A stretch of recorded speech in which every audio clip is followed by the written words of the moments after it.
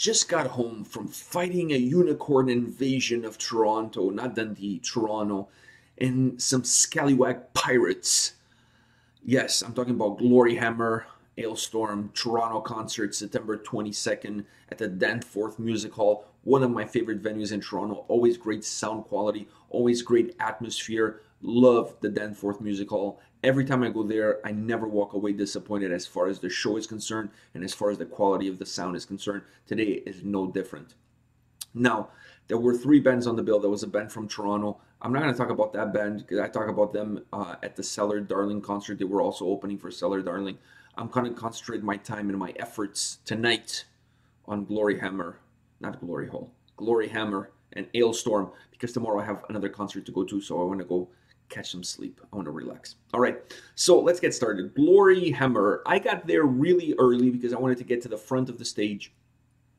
I always like to be on the railing so I can be so close, so I can absorb every single drop of energy, of music, of sweat that the band has to offer. And today was no different. I got there. I was maybe 7th, 8th person in line. I was squeezed in between a couple from Montreal and then 2 dudes from Montreal. I kind of felt like a piece of mortandella on a baguette as I was waiting in line. Perhaps a piece of salami on a baguette. Anyways, we got in. I passed by the merch stand really quickly to see what they had. They didn't have a lot. Honestly, they didn't have a lot. I don't know what the hell's wrong with these guys. For a bunch of pirates and space fighting heroes, these guys are not great in the art of plunder, I must say. Because first of all, the merch stand was very depleted. Like, they barely had anything there for people to buy. Then the second problem was, and by the way, the shirts were $40, kind of steep. From that side, they know how to plunder. They know how to plunder by charging $40 for a shirt. The part they don't know how to plunder is they don't know how to maximize it by having more products on sale. And not only that, I'll give you guys another one in a minute. So I pass by, I see all of that stuff, but I'm like, my goal is to get to the front, so I pass. Because normally what I do is I get there early, I get to the front, and then I buy the merch at the end of the show. I do this at every single concert. I get there, go to the front, at the end of the show, on the way out, stop on the merch stand, buy my merch, and then leave. I do this religiously at every show. This is the first time ever, and I mean ever, that at the end of the show, when I go to go buy some merch, the merch stand is closed. Can you guys believe this? Okay, I'll give you like a couple of minutes for you to think. Can you believe it? I know, you're shaking your heads like you can't believe it. I know, I freaking can't believe it either. How the frig a bunch of scallywag pirates don't plunder our wallets at the end of the show? Gloryhammer, same thing. They could even send one of those guys to the merch stand. Like, that would even boost more sales. These guys, either they're swimming in pots of money like Uncle Scrooge, or they're completely clueless. They need to fire whoever their merch guy is, or whatever. They need a new marketing person in front of them, because these guys, they missed. I'm sure, like me, there were a lot of people that on the way out wanted to buy merch, and the merch is no longer available. The merchandise stand is closed. This is ridiculous. I've been to about 24 concerts this year. This has never happened before. Never happened before. That at the end of the show, as I'm getting ready to leave and go to spend some money on the merch stand, the merch stand is closed. Never seen this before. Very, very disappointing. All right. If I was in charge of them, I would make them walk the plank for doing something like this. Anyways, so I didn't get to buy one single item of merchandise, not only for myself, but for Antonio, who couldn't go to the show because this was a 19 and over show. So his birthday is tomorrow, and I couldn't buy him anything for his birthday from the show because they freaking closed the merch stand. Unreal. All right. Then Gloryhammer comes on. Great live band. They finish off the night with, 2 songs that we've done on the channel, Angus McFife and Unicorn Invasion of Dundee. So I was expecting them to finish with those 2 songs. They're perhaps their biggest songs, so they finish it off with those 2. But the whole set was very dynamic, very fluid. I really liked how they sounded live. I like the costumes, like they were in full gear, full character. Really enjoy the show, really like their performance. I would definitely see them again. They had a short set. They only played 8 songs. They played for an hour, and then there was a half an hour break before Alestorm came on.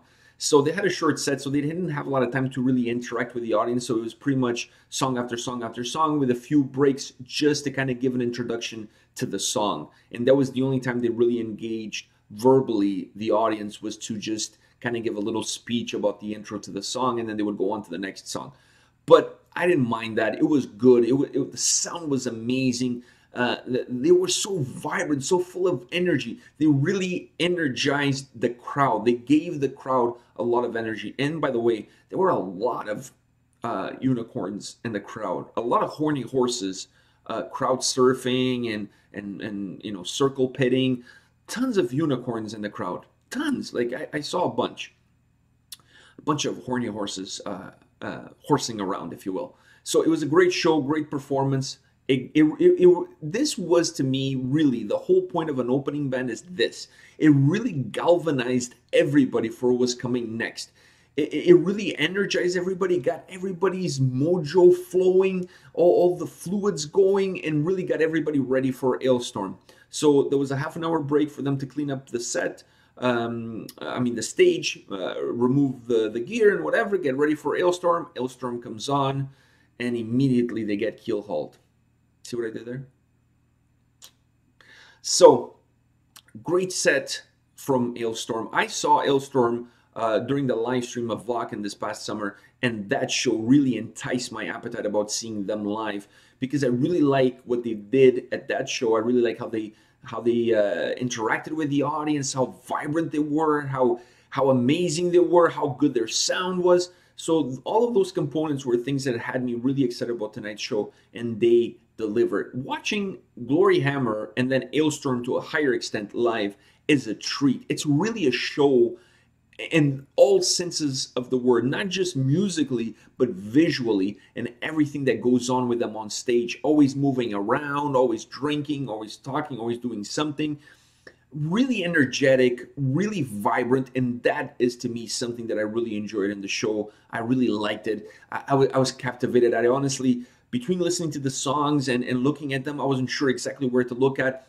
Nothing to point your finger at. An amazing show. They played 12 songs and then 3 on the Encore. They finished the night with Fucked with an Anchor, which, to be honest with you guys, had to be really the last song of the night. I mean, that is the perfect ending to any Alestorm concert. So it is the perfect song to finish off the night. So that was part of the Encore. They did that one as the last song of the night. I really enjoyed the show.